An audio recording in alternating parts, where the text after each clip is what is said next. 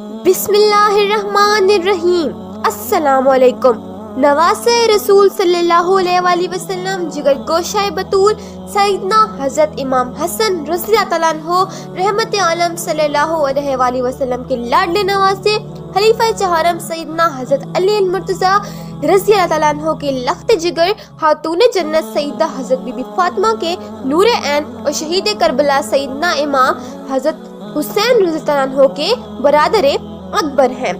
حضرت ساتھیوں، میں ہوں ازنا نور اور آج آپ سب کے لیے حضرت حسن رضی اللہ عنہ کی زندگی سے ماخوذ کچھ واقعات لے کر آئی ہوں۔ حضرت امام حسن رضی اللہ عنہ کی ولادت باسعادت 15 رمضان المبارک 3 ہجری کو مدینہ منورہ میں ہوئی۔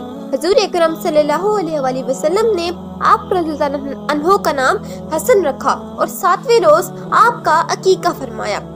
آپ رضی اللہ عنہ کے سر کے بالوں کے برابر چاندی صدقہ کرنے کا حکم فرمایا۔ حضرت امام حسن رضی اللہ عنہ نہایت ہی ذہین تھے اور 7 سال کی عمر میں ہر وہ وحی یاد فرما لیتے جو آپ اپنے نانا جان سے سنتے تھے۔ حضرت امام حسن رضی اللہ عنہ سر سے سینے تک حضور اکرم سے مشابہ تھے۔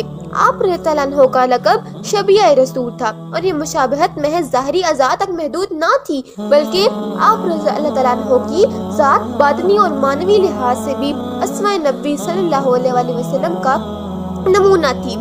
ساتھیوں، حضرت محمد صلی اللہ علیہ وآلہ وسلم کو حضرت امام حسن اور امام حسین سے بے پناہ محبت تھی اور اسی محبت کا اظہار اور ان کی حدیث مبارکہ میں ملتا ہے۔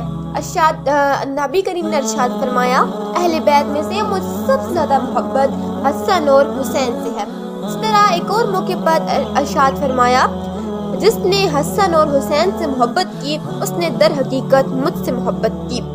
ساتھیوں، حضرت محمد کو حضرت حسن اور حسین سے بے پناہ محبت تھی اور اسی محبت کا اظہار حسن کی زندگی سے ماخوذ کچھ واقعات میں ملتا ہے۔ حضرت ابو ہریرہ رضی اللہ عنہ روایت کرتے ہیں کہ ایک مرتبہ میں رسول اللہ صلی اللہ علیہ وسلم کے ساتھ بازار سے لوٹا تو آپ صلی اللہ علیہ وسلم بی بی فاطمہ کے گھر تشریف لے گئے اور پوچھا، بچے کہاں ہیں؟ تھوڑی دیر میں دونوں دوڑتے ہوئے آئے اور رسول اللہ سے چمٹ گئے۔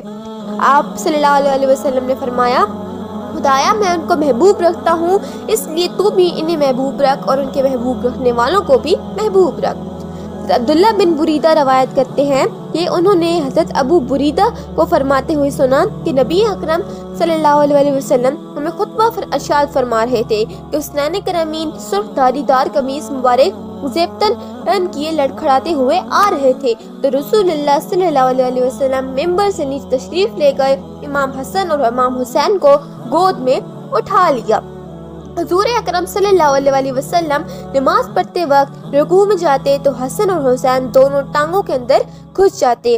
آپ صلی اللہ علیہ وسلم سجدے میں ہوتے تو دونوں پشت مبارک پر بیٹھ جاتے۔ آپ صلی اللہ علیہ وسلم اس وقت تک سجدے سے سر نہ اٹھاتے تھے جب تک دونوں خود سے نہ اتر جاتے۔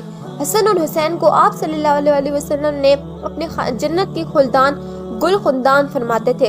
ابن عمر روایت کرتے ہیں کہ رسول اللہ صلی اللہ علیہ وآلہ وسلم فرماتے تھے کہ حسن اور حسین میری جنت کے 2 پھول ہیں۔